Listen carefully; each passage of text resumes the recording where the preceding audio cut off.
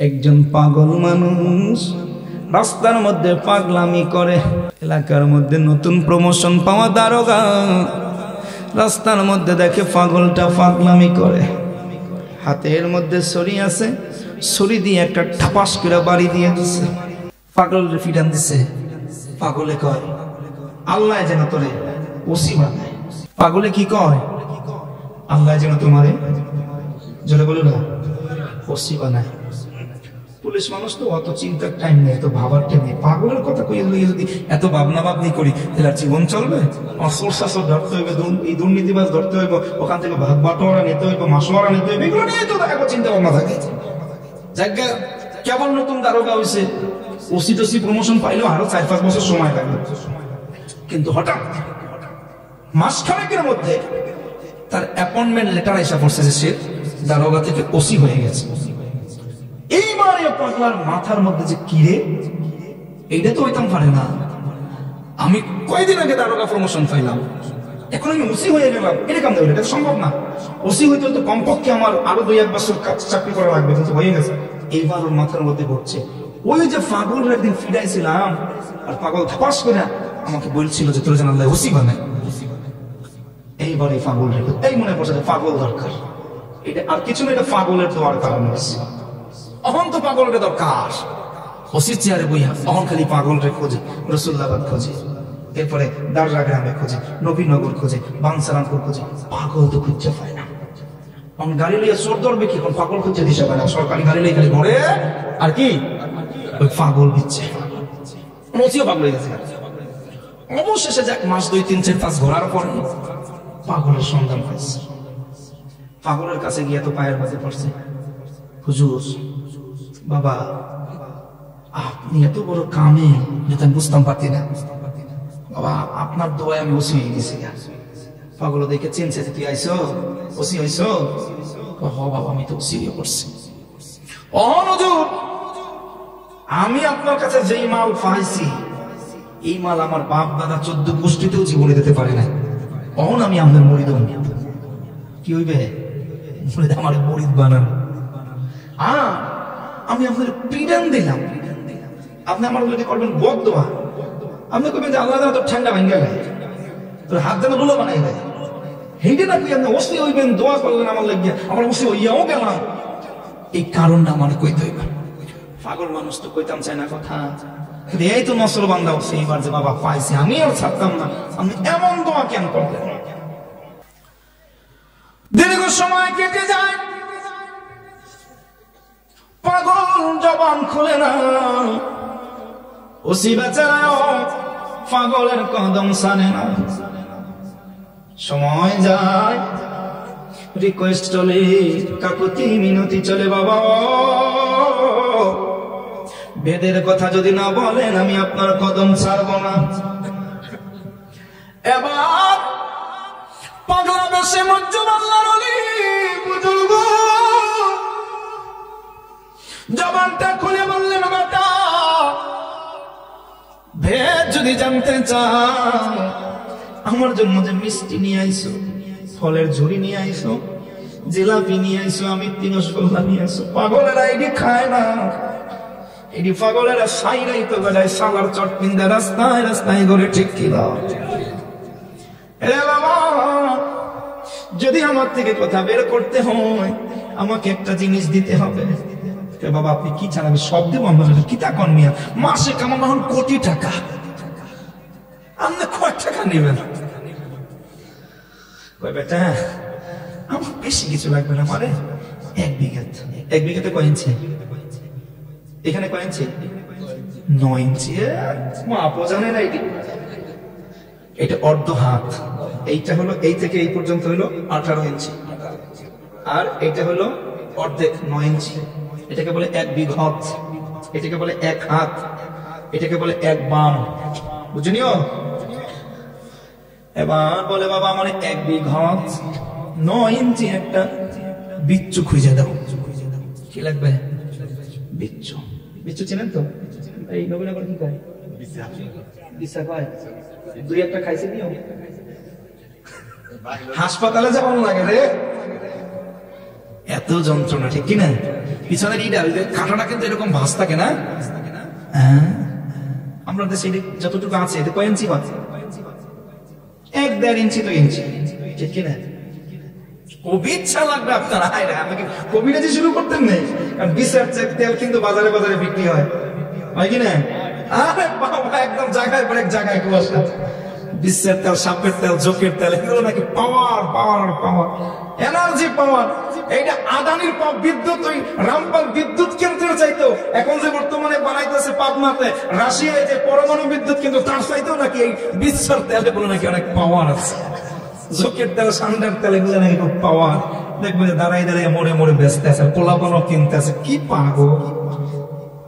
যাই হোক, বুঝছি বাবা, আপনি কবিরাজি করবেন তাই তো? বড় বিচ্ছু লাগবে, আচ্ছা ব্যাপার না, আমার ফোর্স লাগাই দিব, আমি বিচ্ছু পাই যাবো। আচ্ছা বাবা, আপনাকে পাবো কোন জায়গায়? আমি, তুই যতদিন বিচ্ছু না দিতে পারস আমি এখানে আছি। বাবা সমস্যা হয়, 2-1 দিনের মধ্যেই পাই যাবেন। আরে 2-1 দিন, আমি 1 মাস সময় দিলাম। কয় মাস? দারোগা ফোর্স লাগাই দিছে, আমার লাগে বিচ্ছু, বড় বিচ্ছু আনতে। বিচ্ছার তো অভাব নাই, বয়াম বয়াম বলে বিচ্ছু আইতেছে, মাগার 1 বিঘা বিচ্ছু তো পাওয়া যেতেছে, মাস কেটে যায়। বিচ্ছু তো পুরো বিচ্ছুর গোডাউন বানিয়ে গেছে, কিন্তু ওই 1 বিঘা বিচ্ছু তার পাওয়া যায় না। সময় শেষ, দারোগা চলে আসছে, আল্লাহর ওলির কাছে এসে বলে, বাবা আপনি দেখেন কত লক্ষ লক্ষ বিচ্ছু আমি এলাকা থেকে সংগ্রহ করেছি, টাকা দিয়ে কিনেছি, উচ্চ মূল্য দিয়ে কিনেছি।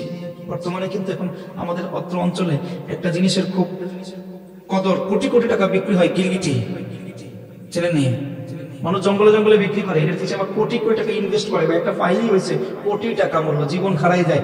গিরগিটি এগুলা খোঁজে, এগুলো বিভিন্ন এলাকায় বিভিন্ন নামের ডাকে, কেউ কয় হ্যাক্কো, কেউ কয় কুক্কো, মানুষ এগুলো খুঁজতেছে, আছে কিনা? এর পিছনে সিন্ডিকেট মারা পর্যন্ত হয়ে যাইতেছে। দক্ষিণাঞ্চলে একসময় আমরা শুনছিলাম পিলার খোঁজে, পিলার, ব্রিটিশরা পিলার ঢুকাই দিয়ে গেছে, সব নিয়ে গেছে না, এই পিলারের উপরে এখন আবার খুঁজতেছে যে গিরগিটি, হ্যাক্কো, পক্কা, যে এলাকায় যে কথা। বিচ্ছুর খোঁজ, ওসিও নাম উঠাইছে যে আমাকে বড় বিচ্ছু দিতে পারবে তাকে 1000 টাকা পুরস্কার। বিচ্ছু হাজার হাজার বিচ্ছু জমা হয়ে গেছে, পাগলার কাছে নিয়ে আসে, একটা বিচ্ছু তো মাপ মতো হয় না। 1 মাস চলে যায়, ওসি বেচারা ব্যর্থ। বাবা ও,